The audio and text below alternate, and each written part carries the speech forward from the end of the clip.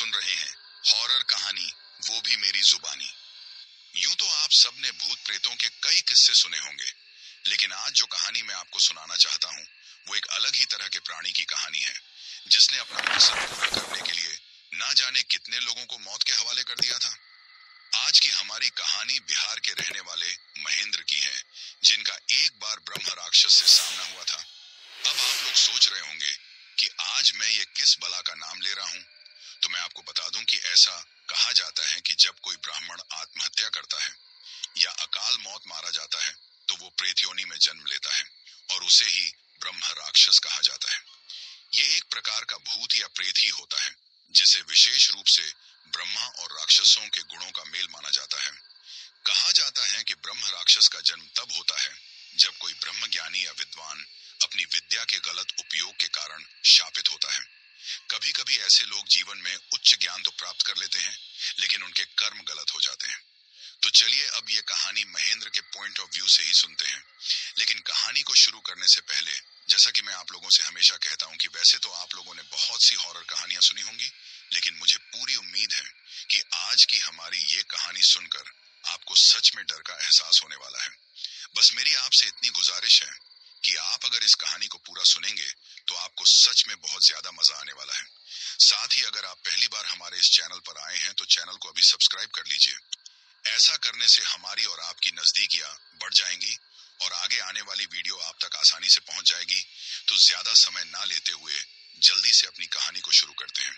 दोस्तों, मेरा नाम महेंद्र है और मैं बिहार का रहने वाला एक नौकरी पेशा आदमी हूँ। आज जो कहानी मैं आप लोगों को सुनाने जा रहा हूँ वो मेरे साथ घटी एक ऐसी डरावनी घटना के बारे में है जिसे याद करके आज भी मेरी रूह कांप जाती है। हर किसी का सपना होता है कि उसके सिर पर छोटा ही सही, लेकिन एक छत, एक घर जरूर हो जिसे वो अपने तरीके से सजा सके। लेकिन जितनी मेरी सैलरी थी उसमें हम 4 लोगों का गुजारा ठीक ठाक हो जाता था, मगर इतनी बचत नहीं हो पाती थी कि हम किराए के घर की जगह अपने घर का सपना देखें। सच कहूं तो मैंने इस बारे में सोचना ही छोड़ दिया था, मगर मेरा 20 साल का बेटा शेखर मेरी परेशानियां देखकर अक्सर कहता था कि पापा आप टेंशन मत लो, एक ना एक दिन हम अपना घर जरूर लेंगे। तो ये बात आज से 5 साल पहले की है। उन दिनों मैं एक कस्बे में रहता था, वहीं नौकरी करता था और किराए के मकान में रहता था। एक दिन मेरे बड़े भाई देवेंद्र अचानक मेरे घर आए, जो कस्बे से कुछ दूरी पर बने मंदिर के पुजारी थे और कभी कभी हम सबसे मिलने आ जाया करते थे। उनकी पत्नी यानी कि मेरी भाभी गुजर चुकी थी और उनका कोई बच्चा भी नहीं था। जब उन्हें पता चला कि मैं अपना घर खरीदने की सोच रहा हूँ तो वो कहने लगे कि घर लेने में वो मेरी मदद करेंगे। हालांकि बड़े भाई का छोटे भाई की मदद करना कोई बड़ी बात नहीं थी, मगर मैं जानता था कि मेरे भाई साहब घर खरीदने जितनी बड़ी रकम का इंतजाम नहीं कर सकते। आखिर एक पुजारी की आमदनी होती ही कितनी है। उनका मान रखते हुए मैं उनके सामने घर के बारे में बात भी नहीं करता था, मगर वो जिद पर अड़ गए थे। इतना ही नहीं, उन्होंने ये भी कहा कि नए घर के लिए वो पैसे तो देंगे ही, पर उनके एक पहचान वाले की बड़ी सी हवेली है जो कि हमारे कस्बे के नजदीक है, जिसे उसका मालिक सस्ते में बेच रहा है।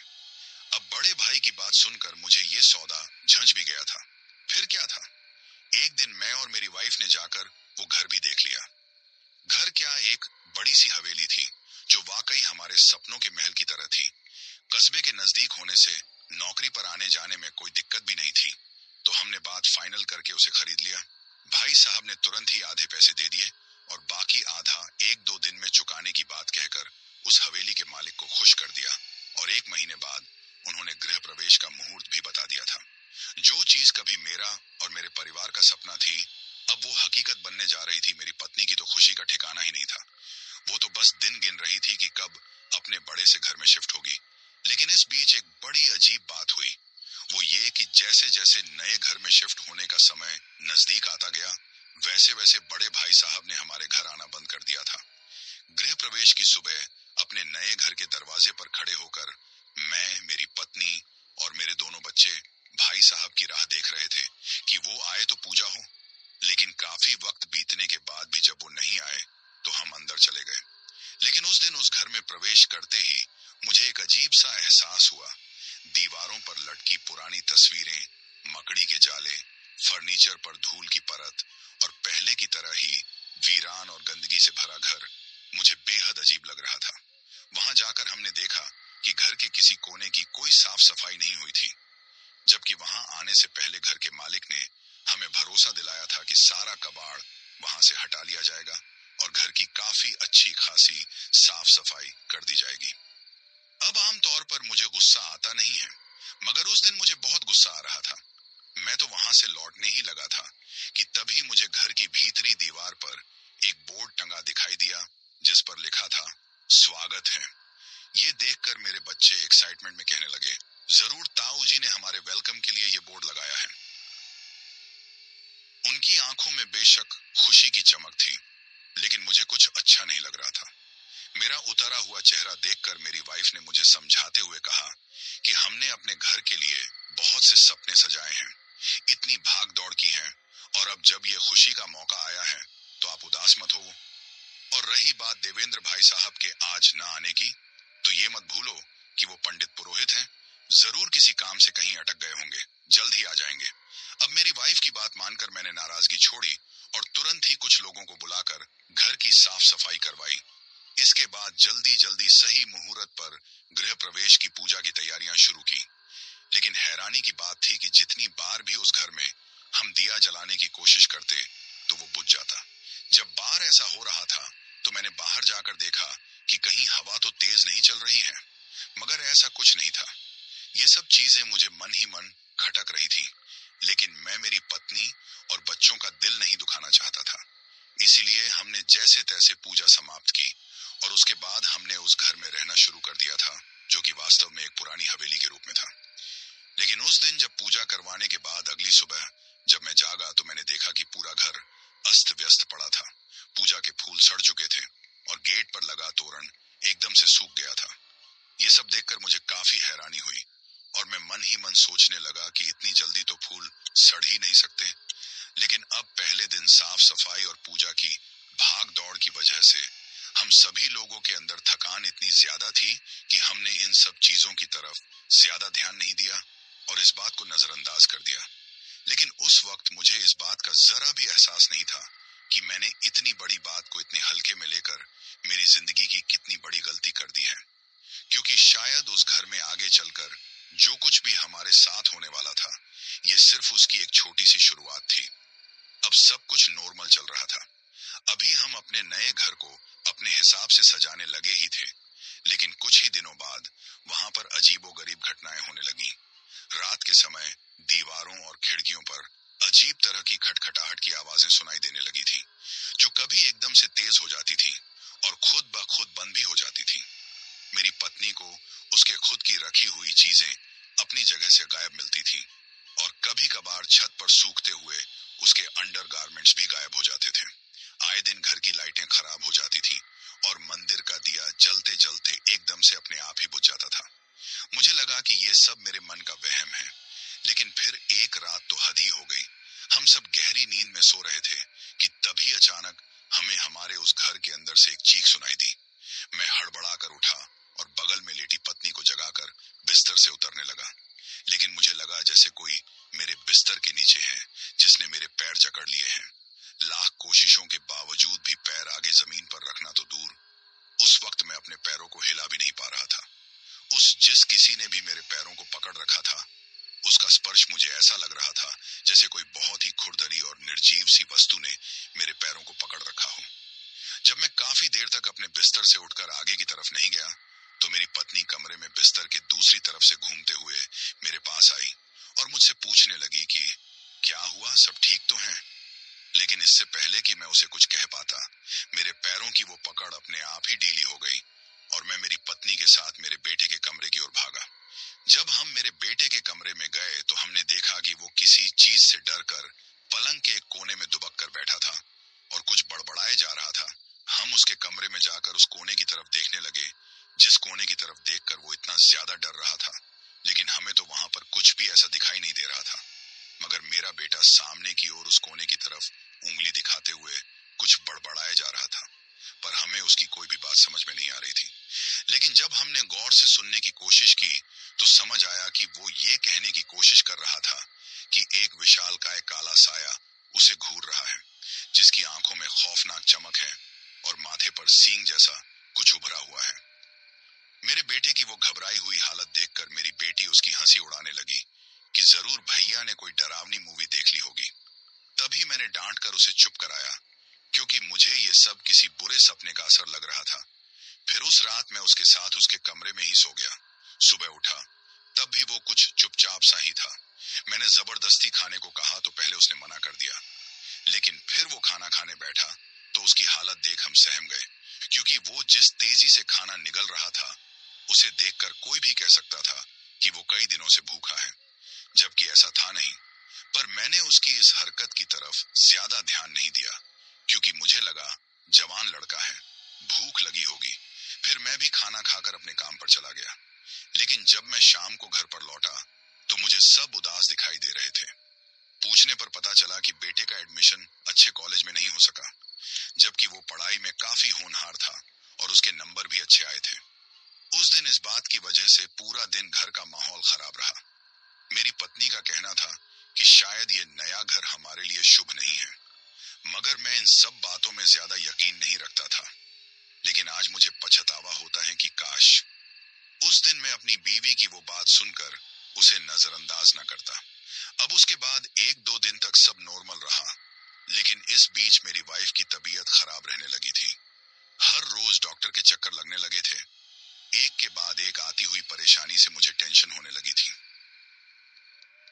एक रात सोते सोते मुझे ऐसा महसूस हुआ कि जैसे कोई मुझे मेरे नाम से पुकार रहा है। धीरे धीरे वो आवाज मुझे मेरे बेहद करीब से सुनाई देने लगी, बिल्कुल मेरे आसपास से। उस आवाज को सुनकर मैं बिस्तर से उठने की कोशिश करने लगा, लेकिन मुझे महसूस हुआ कि जैसे कोई मेरे सीने पर बैठा हुआ है। कुछ ही देर में मेरी सांस फूलने लगी और मैं पसीने से तरबतर हो गया। मैं उठने के लिए हाथ पैर मारने लगा, पर लाख कोशिश करने के बावजूद भी मैं उठ नहीं पा रहा था। उठना तो दूर की बात थी, उस वक्त तो मेरे गले से आवाज भी नहीं निकल रही थी। लेकिन इसी बीच छटपटाहट में मेरा हाथ मेरे बगल में बिस्तर पर सो रही मेरी पत्नी को जा लगा, तो वो नींद में हड़बड़ाकर उठ गई और उसके उठते ही अगले ही पल में सब कुछ नॉर्मल हो गया। अब मैं जोर जोर से खांसने लगा था, लेकिन हैरानी की बात थी कि आसपास कोई भी नहीं था। मेरा पूरा शरीर पसीने से तरबतर देख मेरी पत्नी घबराई और मुझे पानी का ग्लास थमाया, लेकिन मेरे हाथ इतने कांप रहे थे कि वो पानी का ग्लास भी मेरे हाथों से छूट गया था। मैंने जो महसूस किया और जो आवाज सुनी थी उसके बारे में जब मेरी बीवी को बताया तो उसका कहना था कि मैंने कोई बुरा सपना देखा होगा। लेकिन उस वक्त मुझे मेरे सीने में जो अजीब सा भारीपन महसूस हो रहा था वो सिर्फ मैं ही महसूस कर सकता था, और उसके कारण मैं मन ही मन बेचैन हो उठा था। इतना बेचैन कि वो सब कुछ होने के बाद मैं उस रात सो भी नहीं सका था। अगले दिन जब मैं ऑफिस गया तो पता चला कि मुझे नौकरी से निकाल दिया गया है। कारण पूछा तो सीनियर ऑफिसर ने सही तरीके से कोई जवाब नहीं दिया। एक तो पूरी रात ठीक से सोया भी नहीं था, और ऊपर से रोजी रोटी पर मुसीबत आ पड़ी थी, जिसकी वजह से सोच सोच कर मेरा सिर चकराने लगा और मैं वहीं बेहोश होकर गिर पड़ा। जब होश आया तो पता चला कि ऑफिस में मेरे साथ काम करने वाला एक स्टाफ बेहोशी की हालत में मुझे घर लेकर आया। मुझे होश में आया देख मेरे साथ काम करने वाले ने चैन की सांस ली और किसी अच्छे डॉक्टर से दिखाने की सलाह दी। लेकिन उसके जाते जाते मैंने उसे हमारे इस नए घर में शिफ्ट होने के बाद हमारे साथ जो कुछ भी हो रहा था उसके बारे में बताया, तो उसने मुझे किसी तांत्रिक से भी मिलने को कहा जिसे वो जानता था, क्योंकि उसका मानना था कि इस नए घर में आने के बाद ही हमारे साथ ये सब हो रहा है। उस पूरी रात मेरे उस ऑफिस वाले कलीग की कही हुई बात मेरे दिलो दिमाग में घूमती रही। मैं भले ही पंडितों के परिवार से था, लेकिन इन सब अंधविश्वासों में मुझे बिल्कुल भी यकीन नहीं था। कुछ देर बाद मुझे नींद आने लगी, मगर अचानक खिड़कियों के अपने आप ही खुलने और बंद होने की आवाजें आने लगी।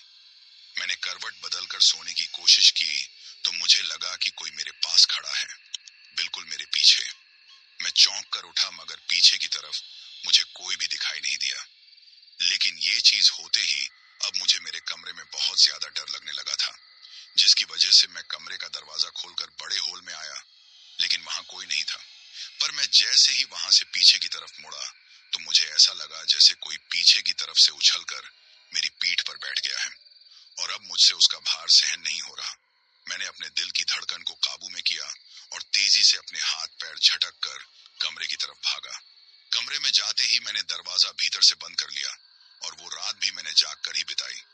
जैसे तैसे सुबह हुई तो मैं सबसे पहले डॉक्टर के पास गया, लेकिन वहां जाने के बाद डॉक्टर से चेकअप करवाने पर मुझे पता चला कि ना तो मुझे कोई सांस की बीमारी थी, ना ही बीपी था और ना ही कुछ और। इसके बाद मैं अपना उदास मन लेकर वापस घर लौट आया। मेरे पास एक नौकरी थी, उससे भी अब मैं हटा दिया गया था। दूसरा काम मिलने में वक्त लग रहा था, इसीलिए मैं चुपचाप अकेला घर पर बैठा बैठा ये सोचता रहा कि रात वाली बात सबको बताऊं या नहीं बताऊं। अभी मैं मन ही मन इसी उधेड़-बुन में लगा हुआ ही था कि उसी वक्त मेरी बेटी ने कमरे से अपने भाई को आवाज लगाई, जो शायद उस वक्त छत पर था। उसने वहीं से मेरी बेटी को जवाब दिया, लेकिन जब उसने जवाब दिया तो ना जाने क्यों उस वक्त मेरे बेटे की आवाज मुझे थोड़ी भारी भारी और अलग सी लग रही थी। तभी मैंने मेरी वाइफ से पूछा कि बेटे की तबीयत तो ठीक है? तो उसने कहा कि हाँ। तभी मेरा बेटा घर में दाखिल हुआ, जो शायद किसी काम से बाहर गया था। हम दोनों पति पत्नी हैरानी से एक दूसरे का मुंह देखने लगे कि अगर बेटा घर में था ही नहीं तो वो भारी आवाज किसकी थी जिसने बेटी की बातों का रिप्लाई किया। उसी वक्त मेरी बेटी भी कमरे से बाहर आई और भाई से शिकायत करने लगी कि आजकल उसकी आवाज को क्या हुआ है, क्यों वो उखड़ा उखड़ा रहता है, ठीक से बात भी नहीं करता।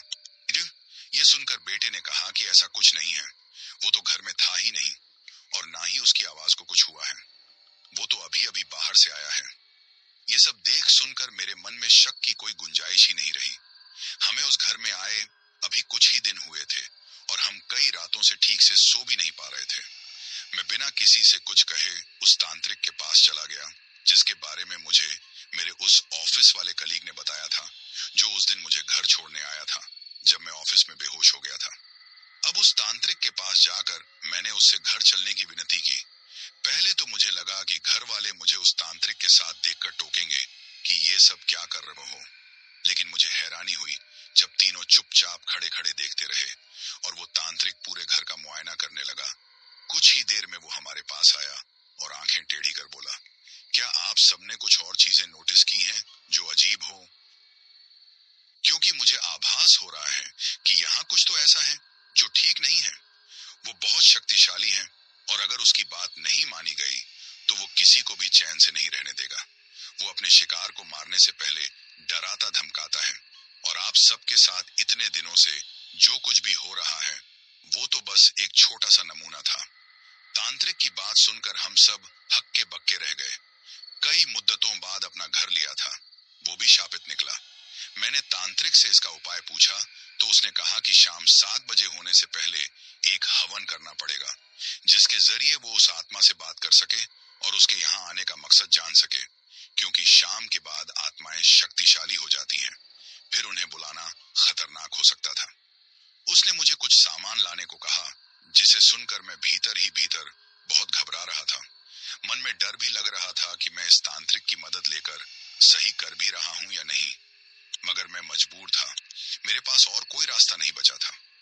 इसीलिए मैंने तुरंत ही सारी चीजें मंगवाने की व्यवस्था की और जब मैं सामान लेकर लौटा तो मुझे ये देखकर हैरानी हुई कि घर के बीचों बीच बने बड़े से कमरे को छोड़कर वो तांत्रिक घर के पीछे बने आंगन में, जहां एक पुराना और घना पीपल का पेड़ था, उसके चारों ओर अजीब अजीब सी आकृतियां बना रहा था। जैसे ही शाम हुई और चांद की हल्की रोशनी उस पुराने पीपल पर पड़ी तो तांत्रिक ने अपनी पूजा शुरू कर दी थी। उसकी आंखें तेज और एक ही जगह पर टिकी हुई थीं, मानो जैसे वो किसी अदृश्य शक्ति का सामना करने के लिए तैयार हो रहा हो। लेकिन अब हवन की अग्नि बार बार बुझ रही थी। आसपास की हवा में एक अजीब सी खामोशी थी, जैसे वक्त ठहर सा गया हो। अब हवन के काले धुएं से घर भरते ही उसने अपनी गूंजती आवाज में मंत्रों की धुन शुरू कर दी थी। उसकी आंखें अब पूरी तरीके से बंद थीं और उसे होंठ कुछ मंत्र बुदबुदा रहे थे, लेकिन ना जाने अचानक से उसे ऐसा क्या महसूस हुआ जो उसने अपने मंत्रों को काफी तेज कर दिया था। लेकिन अब भी हमें हमारे आसपास में कोई भी हलचल नहीं दिख रही थी। पर पता नहीं किसे देखकर वो तांत्रिक जोर से बोला, हे शक्तिशाली आत्मा, तुम जो भी हो, मैं तुम्हारा आह्वान करता हूँ, मेरी पुकार सुनो और इस लोक में लौट आओ। अब जैसे जैसे तांत्रिक मंत्रों का उच्चारण करता जाता, मेरे मन में एक अजीब सी हलचल शुरू होती जा रही थी, क्योंकि हमने ये सब पहले कभी भी नहीं देखा था। एक तो उस तांत्रिक की वेशभूषा और हरकतें देखकर ही हमें डर लग रहा था। ऊपर से ना जाने वो किस आत्मा को बुलाने की तैयारी कर रहा था। इसलिए हम चारों घबराकर एक तरफ खड़े हो गए थे। हमारी हालत देख तांत्रिक ने हमें कमरे के भीतर चले जाने की सलाह दी। उसकी बात मानकर हम भीतर कमरे में चले गए, मगर खिड़की को हल्का सा खोलकर बाहर चल रहे मंजर को देखने लगे थे। कुछ ही मिनटों में मैंने देखा कि तांत्रिक के चेहरे के हाव भाव बदलने लगे थे, जैसे उसने किसी विशालकाय प्राणी को देख लिया हो और उसकी गुर्राहट सुनकर डर रहा हो।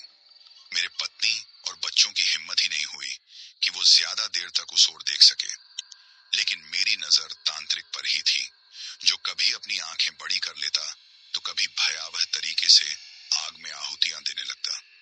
उसका वो विचित्र रूप मैं आप सबके सामने बयां भी नहीं कर सकता। अब इससे पहले कि मैं कुछ समझ पाता, उसकी भारी भरकम आवाज आंगन में गूंज उठी। वो क्या बुदबुदा रहा था, हमें कुछ समझ नहीं आ रहा था। तभी पता नहीं ऐसा क्या हुआ जिसकी वजह से वो शक्तिशाली और काफी ताकतवर दिखने वाला वो तांत्रिक भी अचानक से कुछ पल के लिए सहमा गया। लेकिन फिर उसने अपने आप को शांत रखते हुए कहा, पहले ये बताओ कि तुम कौन हो और इस घर के लोगों को क्यों परेशान कर रहे हो? चाहते क्या हो तुम? तांत्रिक के सवाल पर मेरी नजर पेड़ की ओर गई कि कहीं से कोई गुर्राती हुई हुंकार सुनाई दे, मगर सब कुछ शांत ही रहा। मैंने खिड़की से बाहर झांका तो देखा कि तांत्रिक गुमसुम सा बैठा था और आसपास कोई काला साया नहीं था। चारों तरफ अजीब सी खामोशी छाई हुई थी। ये देखकर मैं भागकर बाहर गया और घबराकर उससे पूछा कि क्या बात है? क्या सचमुच कोई डरावनी आत्मा यहाँ है? क्या कहा उसने? क्या चाहती है वो हमसे? क्यों परेशान कर रही है वो हमें? इस पर तांत्रिक ने मुझे घूर कर देखा और मेरा कंधा पकड़कर जबरदस्ती मुझे खींचकर नीचे बिठाते हुए धीरे से बोला, वो ब्रह्म राक्षस है, सब कुछ तबाह कर देगा वो। उसका कहना है कि ये घर उसका है, इस घर पर सिर्फ उसका अधिकार है और हमेशा रहेगा। अगर तुम सब इसे छोड़कर जल्द से जल्द नहीं गए तो तुम्हारे लिए अच्छा नहीं होगा। तांत्रिक के मुंह से ये बात सुनते ही मेरे ललाट पर टेंशन की लकीरें आने लगी थी, लेकिन तभी मैं उसके पास से उठा और जेब से पैसे निकालकर उसके हाथ पर रखते हुए बोला, चलो निकलो यहाँ से, ये सब ढोंग कहीं और करना, सब बकवास है।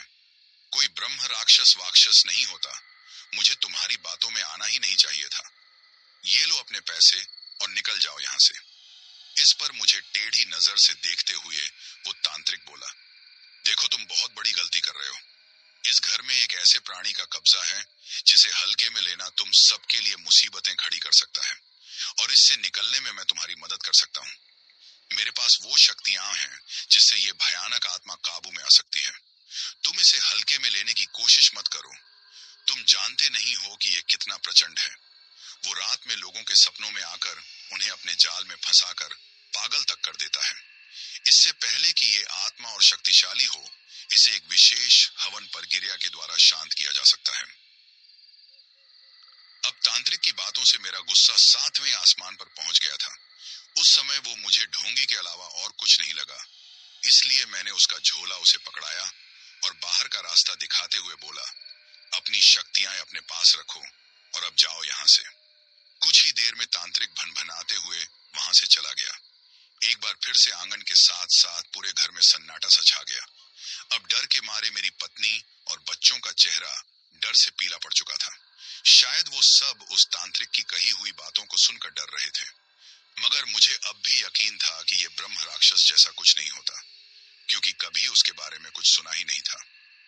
अब लगता है कि काश हमने उस तांत्रिक की बात मान ली होती तो जो खतरनाक खेल मेरे परिवार में शुरू हुआ वो ना हुआ होता। खैर, उस घटना के बाद बस देवेंद्र भाई साहब का इंतजार था कि वो आए तो उनसे डिटेल में बात हो। अब उस दिन ये सब कुछ होने के बाद अगले 2-3 दिन तक सब कुछ ठीक रहा, जिससे मुझे लगने लगा कि मैंने तांत्रिक की बात ना मानकर अच्छा किया। लेकिन यही मेरी सबसे बड़ी भूल थी। अगले ही दिन पता नहीं कैसे मेरे बेटे को तेज बुखार आ गया। डॉक्टर को दिखाया, मगर बुखार के होने का कारण उनकी पकड़ में भी नहीं आ रहा था। डॉक्टर ने दवाइयां दी, मगर बुखार उतरने का नाम ही नहीं ले रही थी। उस रात उसने खाना भी नहीं खाया, पूरा समय कमरे में बंद होकर बड़बड़ाता रहा। हमें उसकी काफी चिंता हो रही थी, लेकिन वो हम सबको पास देखकर चिढ़ जाता। इसलिए उसको वहीं पर छोड़कर हम सब चुपचाप अपने कमरे में सोने चले गए। मगर माँ तो माँ होती हैं। मेरी पत्नी की आंखों से बेटे की चिंता में नींद गायब थी।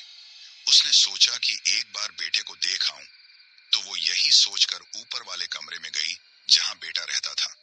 लेकिन कुछ ही देर बाद उसकी काफी भयंकर तरीके से चिल्लाने की आवाज आई।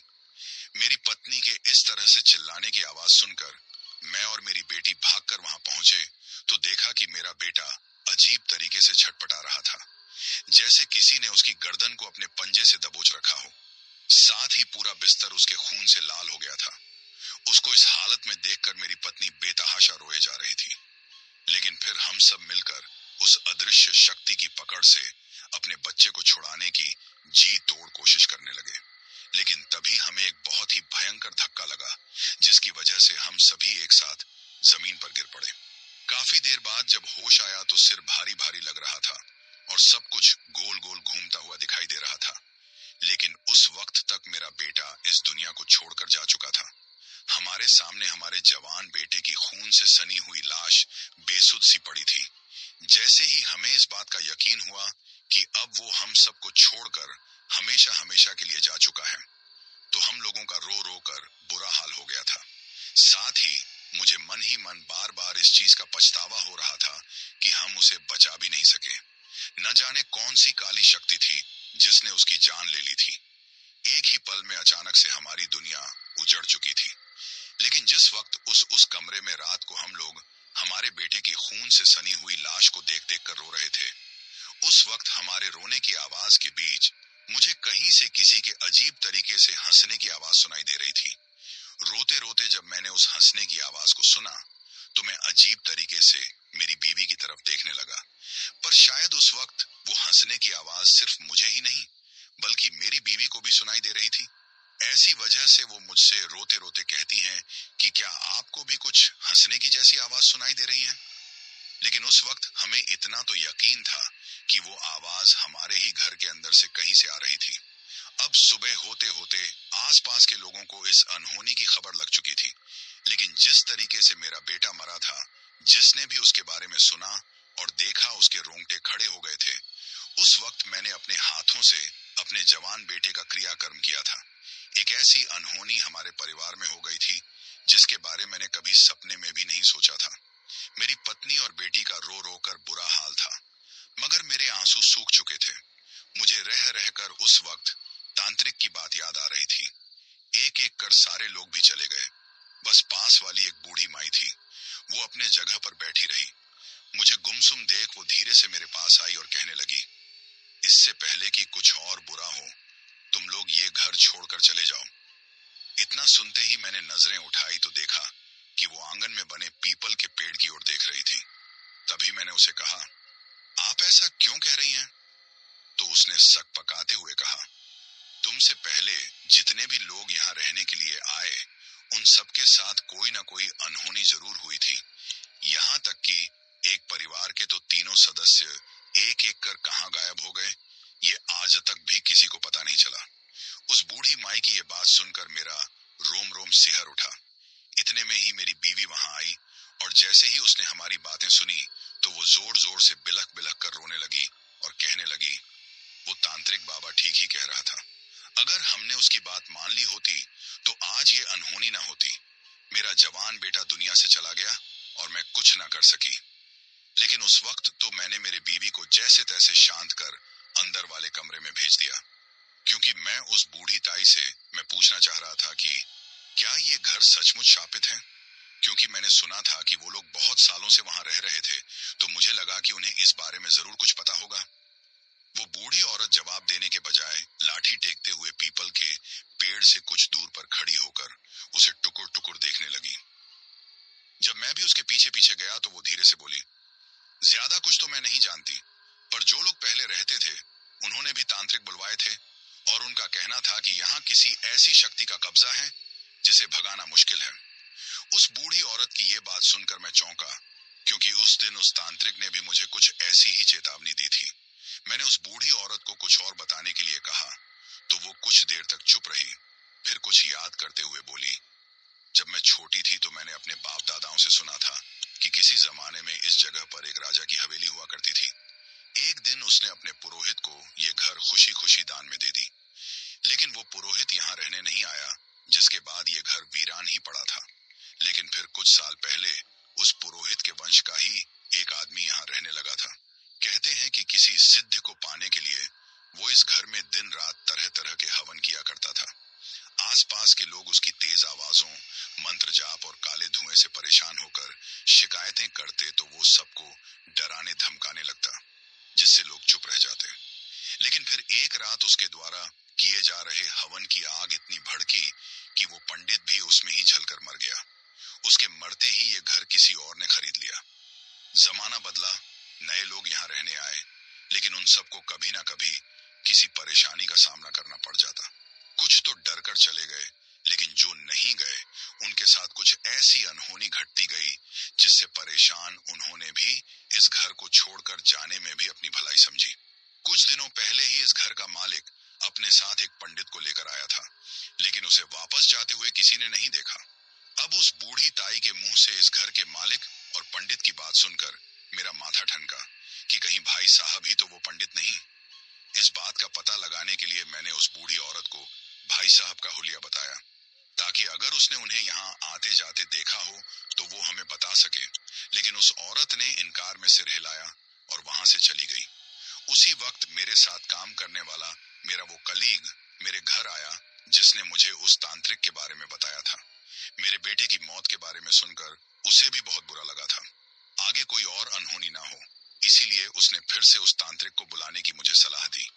उसका कहना था कि वो बहुत सिद्ध प्राप्त तांत्रिक हैं, जो किसी भी बुरे साये को इस घर से बाहर निकाल सकता है। उसकी बात सुनकर मुझे भी एहसास हुआ कि अब और देरी नहीं करनी चाहिए।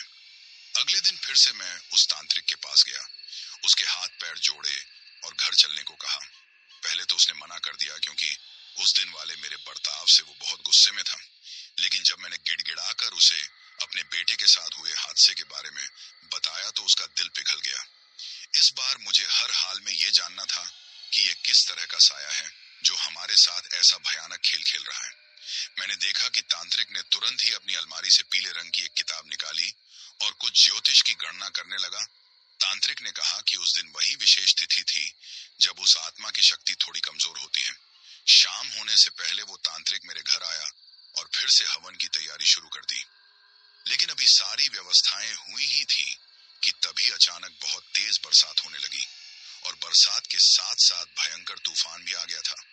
अब कमरे में खड़े होकर हम बरसात के रुकने का इंतजार कर रहे थे, मगर वो तांत्रिक बेचैनी से कमरे में चक्कर काट रहा था, क्योंकि वो जानता था कि एक बार अगर अंधेरा हो गया तो उस बलशाली शक्ति को कैद कर पाना असंभव हो जाएगा। अब कुछ देर बाद बरसात तो थम गई थी, लेकिन अंधेरा घेर आया था। मगर अब कोई चारा नहीं था, इस मामले में और अनदेखी नहीं की जा सकती थी।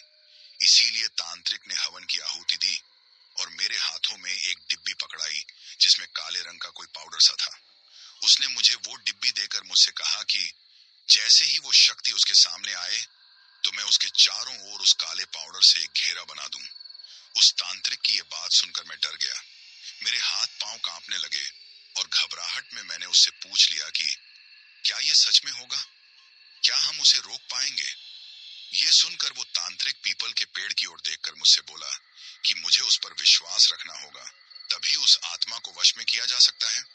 उसने मुझे ये भी चेतावनी दी कि मैं उसके रूप को देखकर डरूं नहीं। उस तांत्रिक की बातें मेरे सिर के ऊपर से जाती रहीं और वो पेड़ के चारों ओर चक्कर लगाते हुए बोला कि उस घर पर जिस शक्ति ने डेरा जमा रखा है वो कोई साधारण आत्मा नहीं है, बल्कि एक ब्रह्म राक्षस है जो काफी शक्तिशाली होता है। जब तक वो अपनी मंजिल नहीं पा लेता, वो किसी को चैन से रहने नहीं देगा। वो उन्हें तरह तरह से परेशान करता है, उत्पात मचाता है ताकि लोग उसके इलाके से चले जाएं। इसलिए उस तांत्रिक ने किसी अनहोनी की आशंका से हमें वो घर छोड़कर जाने की सलाह दी थी। उसने हमसे ये भी कहा कि पीपल के पेड़ पर रहने वाला ये ब्रह्म राक्षस एक ऐसा प्राणी जो अपने जीवन में कभी शांति नहीं पाया और अब उसकी आत्मा असंतोषी और खूंखार हो गई है। उसे इंसानी खून चाहिए जिससे उसकी शक्ति और बढ़ जाए, पर उसे काबू करने का एक ही रास्ता है और वो ये कि किसी तरह उसे इस अभिमंत्रित घेरे के भीतर लाना होगा। मगर ध्यान रहे कि ये काम कोई सिद्ध पुरुष ही कर सकता है जो मांस मदिरा का सेवन ना करता हो। लेकिन उसे जैसे ही ये बात पता चली कि मैं कभी कभी शराब पी लिया करता था, तो ये सुनकर वो एकदम से भड़क गया कि मैंने पहले ही उसे ये बात क्यों नहीं बताई। अपनी बड़ी बड़ी लाल आंखें दिखाते हुए वो कहने लगा कि ये मत भूलो कि ब्रह्म राक्षस एक बलशाली साधक होता है, जिसने अपने जीवन में बहुत से पुण्य कर्म किए होते हैं, लेकिन अपने बुरे इरादों के कारण उसकी आत्मा ब्रह्म राक्षस के रूप में पुनर्जन्म लेती है, और वो जहां रहता है उस घर में रहने वाले ऐसे लोगों को कभी नहीं छोड़ता जो इन सब चीजों को हाथ लगाता है। इतना कहकर वो वापस अपनी पूजा में लग गया, और मैं सोचने लगा कि ऐसा कोई सिद्ध पुरुष मिलना बहुत मुश्किल था। हाँ, अगर देवेंद्र भाई साहब होते तो बात कुछ और थी, क्योंकि एक वही थे जिन्होंने इन चीजों को कभी हाथ भी नहीं लगाया था। अब आंगन में चारों ओर अंधेरा छाया था, और वो तांत्रिक धूप और काजल से सजी हुई वेदी के सामने बैठा बैठा मंत्र जाप कर रहा था। उसकी आंखें बंद थीं, लेकिन उसके मंत्र पढ़ने की आवाज काफी तेज आ रही थी। हवन कुंड से उठती आग की लपटें उसके मंत्र शक्ति से और भी तेज हो रही थी। अभी वो ये सब कर ही रहा था कि तभी अचानक चारों ओर से ठंडी ठंडी हवा चलने लगी, जैसे वो किसी के आने का संकेत दे रही हो।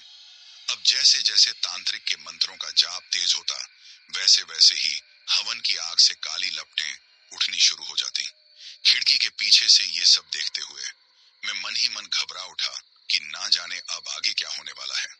उन ठंडी ठंडी हवाओं के साथ ही अचानक से पीपल के पेड़ की डालियां थीं, वो जोर जोर से हिलने लगी थीं। इतनी तेज हिलती हुई उन डालियों को देखकर ऐसा लग रहा था जैसे कोई उस पेड़ की जड़ें हिला रहा हो। धीरे धीरे हवा का रूप और भी ज्यादा विकराल होता चला गया, और एक काली परछाई पेड़ के चारों तरफ चक्कर काटती हुई मुझे नजर आने लगी।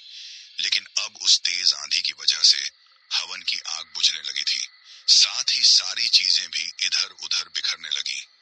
मगर ये सब कुछ होने के बावजूद भी वो तांत्रिक बिल्कुल भी डरा नहीं था। शायद वो मंत्रों का जाप करते हुए अपनी शक्ति को जागृत कर रहा था। हम सब भी एक बार फिर से खिड़की के पीछे से ये सब कुछ देख रहे थे। पिछली बार तो हमें कुछ नजर नहीं आया था, मगर इस बार एक गहरी और डरावनी आवाज आंगन में गूंज उठी थी। एक जोरदार गड़गड़ाहट के साथ घनघोर काले धुंध के बीच एक बहुत बड़ा और डरावना सा ब्रह्म राक्षस प्रकट हुआ, जिसकी आंखें लाल और गोल थीं, मुंह में नुकीले दांत थे, और उसका शरीर असाधारण रूप से बड़ा और भयंकर लग रहा था। किसी काले साए का ऐसा भयानक रूप मैंने पहले कभी नहीं देखा था। आग उगलती उसकी लाल आंखें देख मैं मन ही मन बड़बड़ाया, हे भगवान, ये क्या है? तभी एक तेज आवाज गूंजी, जैसे किसी फटे हुए स्पीकर से कोई आवाज आ रही हो। उस आवाज को सुनकर मुझे यकीन हो गया था कि वो सचमुच एक राक्षस ही था, जो मुंह फाड़ते हुए तांत्रिक की ओर लपका और घुर्राते हुए बोला, तुमने मुझे जगाकर अच्छा नहीं किया, मैं तुम सबको खत्म कर दूंगा। इस बार वो तांत्रिक बिल्कुल भी नहीं डरा और आंखें बंद किए हुए ही बोला, हम तुम्हें तुम्हारे बुरे कर्मों से मुक्त करने आए हैं। मैं तुम्हें इस बंधन से मुक्त कर दूंगा, लेकिन उसके बाद तुम्हें यहाँ से जाना होगा। तभी उस ब्रह्म राक्षस की हंसी हवा में गूंजी, ना तो मैं यहाँ से जाऊंगा और ना ही तुम सबको जाने दूंगा। तुम सबका खून चाहिए मुझे, बलि चाहिए मुझे, बलि। इस बार उसकी आवाज में ऐसा खौफ था कि कुछ पल के लिए तांत्रिक के हाथ भी रुक गए। इतने में मौके का फायदा उठाकर वो ब्रह्म राक्षस उसकी ओर लपका। तभी पीछे से शक्तिशाली मंत्र का उच्चारण करते हुए किसी ने हाथों में जल लेकर उस राक्षस पर छिड़का, जिससे उसकी शक्ति कमजोर पड़ने लगी। ये होते ही मैंने चैन की सांस ली, मगर हैरानी भी हुई कि आखिर ये सब किया किसने। सामने देखा तो देवेंद्र भाई साहब खड़े थे, जिन्होंने सही वक्त पर आकर हमें बचा लिया था। हवन की अग्नि के सामने बैठकर भाई साहब आहुति देने लगे, और वो तांत्रिक उनके बगल में बैठा रहा। अब जैसे ही उन्होंने मंत्र जाप शुरू किया तो आग की लपटें ब्रह्म राक्षस के चारों ओर घूमने लगी। भाई साहब ने मौके का फायदा उठाकर काले पाउडर से पेड़ सहित ब्रह्म राक्षस के चारों ओर गोलाकार घेरा बना दिया।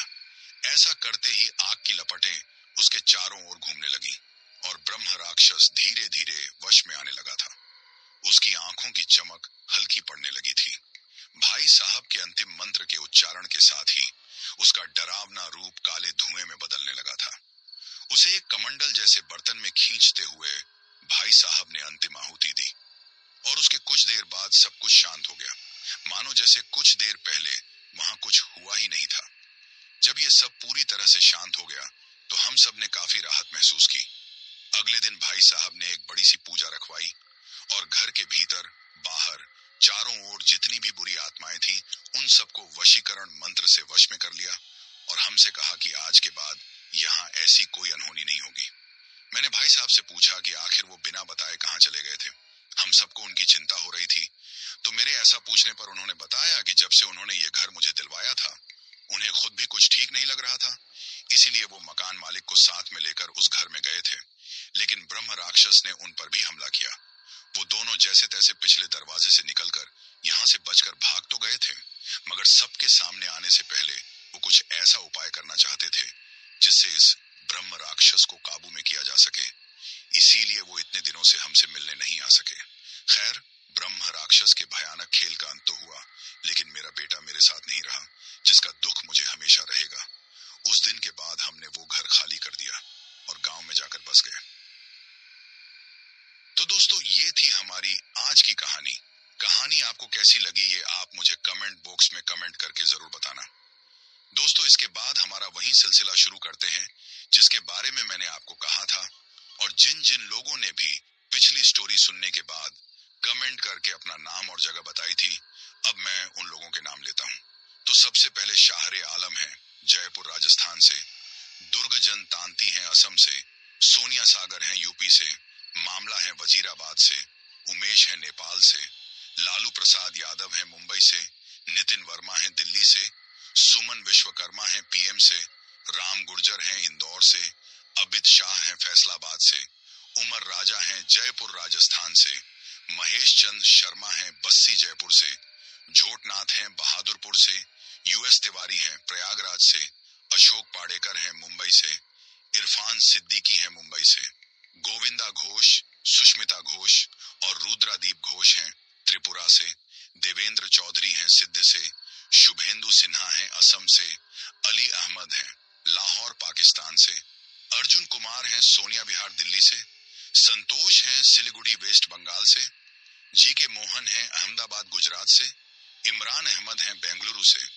गणेश कुमार हैं चेन्नई से, अनिल चौहान हैं अलीगढ़ से, हजवसा बासुमत्री हैं असम से, चेष्टा हैं जयपुर राजस्थान से, राजश्री हैं मुंबई से, राजेश हैं अंबेडकर नगर से, आरती प्रजापति हैं कोटा से, लक्ष्य यादव हैं हरियाणा से, अवधेश कुमार हैं पटना से, माधुरी चौहान हैं रायगढ़ छत्तीसगढ़ से, छोटे लाल कुमार हैं बिहार से, अमीशा डोंगरे हैं नागपुर से, महेश हैं बनारस से, जसप्रीत सिंह हैं मुक्तसर से, कर्ण राणा हैं नेपाल से, रामकिशोर प्रजापत हैं भरतपुर राजस्थान से, संतू डांगी हैं रोलपा से, अभिषेक हैं सूरत से, अशोक कुशवाहा हैं शहडोल से, वीरेंद्र हैं उड़ीसा से, लक्ष्मण हैं तेलंगाना से, विमल कुमार हैं बेंगलुरु से, राहुल सिंह राजपूत हैं इंदौर से, शोभा हैं सिरसा हरियाणा से, जिलेदार हैं जौनपुर से, उमर फारूक हैं तेलंगाना से, मुनाव्वर अली हैं बस्ती से, पूर्ण चंद हैं बालोतरा राजस्थान से, मदन हैं इलाहाबाद से, जीवन गोस्वामी हैं पुणे से, मोहम्मद शेख हैं कर्नाटक से, अजीत मौर्य हैं उत्तर प्रदेश से, भाई राजा हैं दिल्ली से, संतोष हैं नेपाल से, सफीक चौहान हैं मुंबई महाराष्ट्र से, कुलदीप हैं उत्तर प्रदेश से, इंजामा मूल हैं असम से, संजय कुमार हैं नेहरू नगर दिल्ली से, अरविंद भाई, गीताबेन, राज रिंकल और दीप हैं राजकोट गुजरात से, राजवीर बन्ना हैं दूदू जयपुर से, मंसूरा हैं यूके से, सुजीत राव हैं उत्तर प्रदेश से, कुंवर श्रीवास्तव हैं उत्तर प्रदेश से, विकास जोशी हैं काठमांडू नेपाल से, अली डिजास्टर हैं लाहौर पाकिस्तान से, गोलू भदौरिया हैं भोपाल से, सिपा बरार हैं भटिंडा पंजाब से, मिस्टर महार अली हैं असम से, दिव्याम हैं अहमदाबाद से, प्रीति मानकपुरी हैं डोंडी से, शाहबाज खान हैं कानपुर से, गोपाल हैं बरेली से, सुरेंद्र कुमार हैं विजयनगर राजस्थान से, असलम खान हैं बिहार से,